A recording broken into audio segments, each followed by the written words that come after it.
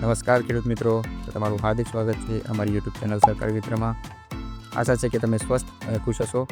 આજે આપણે એક મહત્વપૂર્ણ વિષય પર વાત કરીશું જે ખેડૂતો માટે ખૂબ જ ફાયદાકારક છે. ગુજરાત સરકારે ખરીફ પાકો માટે ટેકાના ભાવની ખરીદીની જાહેરાત કરી દીધી છે. તો આજે આપણે આ વિડીયોમાં ટેકાના ભાવ, રજિસ્ટ્રેશન અને તેને લગતા ડોક્યુમેન્ટ્સની માહિતી મેળવીશું. સૌપ્રથમ આપણે સમજીએ કે ટેકાના ભાવ એટલે શું. ટેકાના ભાવને અંગ્રેજીમાં મિનિમમ સપોર્ટ પ્રાઇસ પણ કહેવામાં આવે છે. આ એક એવી કિંમત છે જે સરકાર દ્વારા પાક માટે નક્કી કરવામાં આવે છે. જો બજારમાં પાકનો ભાવ આ કિંમત કરતાં ઓછો હોય તો સરકાર દ્વારા નક્કી કરવામાં આવેલ ટેકાના ભાવ પર ખરીદી કરવામાં આવે છે. આનાથી ખેડૂતને નુકસાન થતું નથી અને તેમની આવક સુરક્ષિત રહે છે. આ વર્ષે સરકારે કયા પાક માટે ટેકાના ભાવ નક્કી કર્યા છે એ જાણીએ. ખરીફ પાકો જેવા કે મગફળી, મગ, અડદ અને સોયાબીન જેવા પાકો માટે ટેકાના ભાવ જાહેર કરવામાં આવે છે. હવે રજિસ્ટ્રેશનની વાત કરીએ તો રજિસ્ટ્રેશન ઈ-સમૃદ્ધિ પોર્ટલ પર કરવાનું રહેશે. હવે રજિસ્ટ્રેશન ક્યાં કરો? તો રજિસ્ટ્રેશન તમારે તમારા ગ્રામ્ય કક્ષાએ તથા CSC સેન્ટર પર જઈને ઈ-સમૃદ્ધિ પોર્ટલ પર રજિસ્ટ્રેશન કરાવવાનું રહેશે. હવે આ રજિસ્ટ્રેશન પ્રક્રિયા માટે કયા પુરાવા જરૂરી છે તેની માહિતી મેળવીએ તો આધાર કાર્ડ, 7/12/8ના ઉતારા, બેંકની પાસબુક અને મોબાઈલની જરૂરત રહેશે. હવે જે મિત્રો ગ્રામ્ય કક્ષાએ તથા CSC સેન્ટર પર કામ કરે છે તેમને આપણે ઈ-સમૃદ્ધિ પોર્ટલ પર પ્રક્રિયા કેવી રીતના કરીશું તેની સંપૂર્ણ માહિતી આપણે વિડીયો દ્વારા સમજાવીશું. તો મિત્રો, સૌપ્રથમ આપણે કોઈ પણ એક બ્રાઉઝર ઓપન કરીશું. ત્યાં આપણે ટાઈપ કરીશું ઈ-સમૃદ્ધિ પોર્ટલ.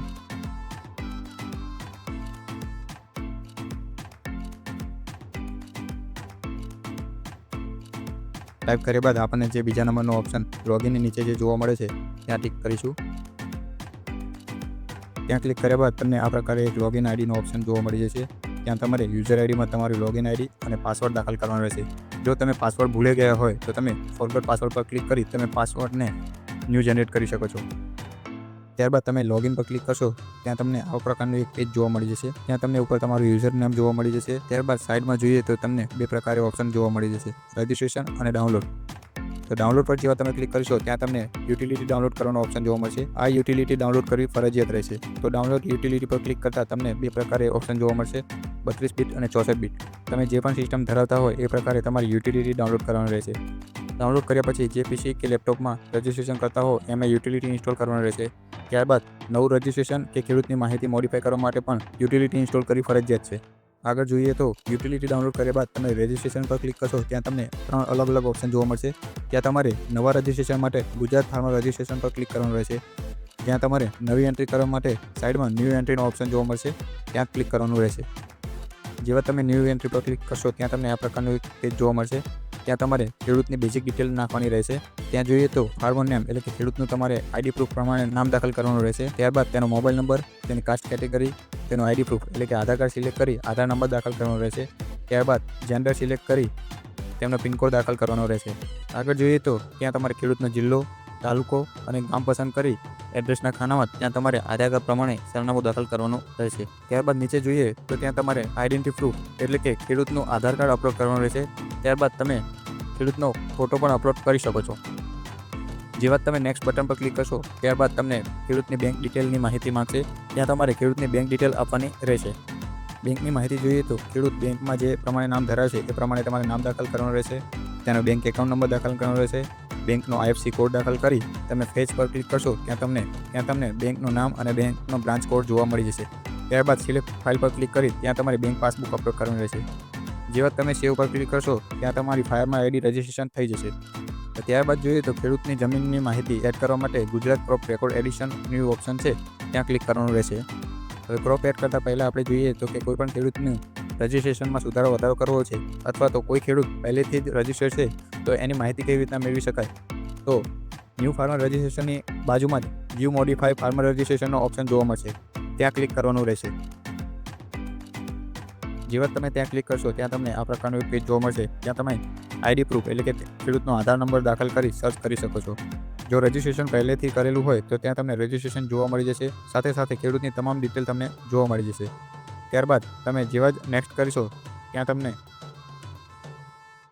આ પ્રકારનું પેજ જોવા મળી જશે જે અગાઉ તમે રજિસ્ટ્રેશન કરતી વખતે જોયું હશે. આમાં તમને કંઈ સુધારો વધારો કરવા જોગતું લાગતું હોય તો તમે અહીં સુધારો કરી શકો છો.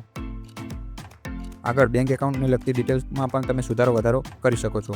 ધારો કે તમે કોઈ અગાઉ રજિસ્ટ્રેશન કરેલું છે અને હવે તમારે બેંક ડિટેલમાં સુધારો કરવો છે તો તમે બેંકની માહિતી બદલી શકો છો. જેવી તમે બેંકની માહિતી બદલો ત્યાં નીચે તમને મોડિફાઈનો ઓપ્શન જોવા મળશે. મોડિફાઈ પર ક્લિક કરશો ત્યાં તમને તમારી વિગતમાં સુધારો વધારો જોવા મળી જશે. હવે તમે ખેડૂતનું રજિસ્ટ્રેશન તો કરી દીધું છે, પણ તમારે હવે જે પાક માટે નોંધણી કરાવવાની છે એ જોઈએ તો આપણે ગુજરાત ક્રોપ રેકોર્ડ એડિશન ન્યૂનો ઓપ્શન છે ત્યાં ક્લિક કરવાનું રહેશે. તે ઓપ્શન પર ક્લિક કર્યા બાદ તમને ઈ ક્રોપ એન્ટ્રીનો એક ઓપ્શન જોવા મળશે, ત્યાં ક્લિક કરવાનું રહેશે. ત્યાં ક્લિક કર્યા બાદ તમને આ પ્રકારનું એક પેજ જોવા મળી જશે. ત્યાં તમારે ડોક્યુમેન્ટ ટાઈપમાં આધાર કાર્ડ સિલેક્ટ કરી ડોક્યુમેન્ટ નંબર એટલે કે આધાર નંબર દાખલ કરવાનો રહેશે. આધાર નંબર દાખલ કરી અને અગાઉ રજિસ્ટ્રેશન કરતી વખતે તમને જે ફાર્મર આઈડી મળી છે તે ફાર્મર આઈડી દાખલ કરવાનું રહેશે. ત્યારબાદ તમારે કયા પાક માટે નોંધણી કરાવવાની છે તે પાક, સિઝન અને જિલ્લો, તાલુકો અને ગામ સિલેક્ટ કરી તમારે ખાતા નંબર દાખલ કરી સર્ચ ડિટેલ કરવાની રહેશે. જેવા તમે સર્ચ પર ક્લિક કરશો ત્યાં તમને આ પ્રકારે એક પેજ જોવા મળી જશે. ત્યાં તમારે ક્રોપ ટાઈપમાં ઓન દાખલ કરવાનું રહેશે અને ક્રોપ કેટેગરીમાં નોર્મલ લેન્ડ સિલેક્ટ કરવાનું રહેશે. વેરાયટી લિસ્ટમાં તમે તમારા પાકની જે જાત છે તે જાત દર્શાવવાની રહેશે. ત્યારબાદ નીચે કોષ્ટકમાં જોઈએ તો ત્યાં તમને સર્વે નંબર, ખાતા નંબર અને ઓનર નેમ, લેન્ડ એરિયા અને ટોટલ એરિયા જોવા મળી જશે. ત્યાં તમારે ઓનર નેમમાં તમારું નામ સિલેક્ટ કરવાનું રહેશે અને તમે કેટલા ક્ષેત્રફળમાં વાવેતર કરેલું છે તે વાવેતર દર્શાવવાનું રહેશે. ત્યારબાદ નીચે સ્ક્રોલ ડાઉન કરીએ તો ત્યાં તમારે 7/12/8ની નકલ અને જોડે તલાટીના દાખલાની એક PDF બનાવીને અપલોડ કરવાની રહેશે. ત્યારબાદ તમે નીચે દર્શાવ્યા મુજબ સેવ બટન પર ક્લિક કરવાનું રહેશે. જેવા તમે સેવ બટન પર ક્લિક કરશો ત્યાં તમારી અરજી સેવ થઈ જશે અને તરત જ તમને પ્રિન્ટ સ્લિપનો ઓપ્શન જોવા મળી જશે. પ્રિન્ટ સ્લિપ પર ક્લિક કરશો ત્યાં તમને આ પ્રકારે એક પ્રિન્ટ જોવા મળી જશે, જે તમે પ્રિન્ટ બટન પર ક્લિક કરી તમે તમારી પ્રિન્ટ નીકાળી શકશો. જો કોઈ સર્વર એરરના કારણે તમે પ્રિન્ટ ન નીકાળી શક્યા તો અહીં દર્શાવેલ ક્રોપ રેકોર્ડ એડિશન પર ક્લિક કરી તમારું ફાર્મર આઈડી દાખલ કરી સર્ચ કરશો તો તમને ત્યાં તમારી પ્રિન્ટ જોવા મળી જશે. તો આ નોંધણી કરતી વખતે અમુક મુદ્દાઓ જે ધ્યાને લેવા જરૂરી છે. ખેડૂત મિત્રો, આજે બસ આટલું જ. ફરી મળીશું એક નવા વિડીયો સાથે. વિડીયોને લગતો કોઈ પણ પ્રશ્ન હોય તો તમે નીચે કમેન્ટ કરીને જણાવી શકો છો. તો અમારી ચેનલ પર નવા આવ્યા હોય તો ચેનલને સબસ્ક્રાઈબ કરો, લાઇક કરો અને તમારા મિત્રો સાથે શેર કરો, જેથી કરીને નવીનતમ અપડેટ તમને મળતી રહે. જય હિન્દ, જય કિસાન.